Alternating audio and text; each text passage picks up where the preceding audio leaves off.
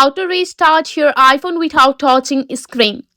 So you can use the physical button on the device. So this step varies slightly depending on the iPhone model. So here I will provide you the guidelines of iPhone 13. So for an iPhone 13 which has no home button, you have to follow this step to restart your device without touching the screen.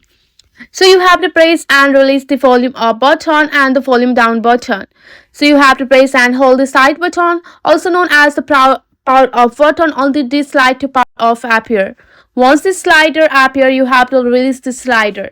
So to turn on your phone, you have to just go and long press on your power button until the Apple logo appears. So this method restart your iPhone without needing to interact with the touch screen once by using your hardware button. So that's it. I hope that this video will be helpful for you. Thanks for watching.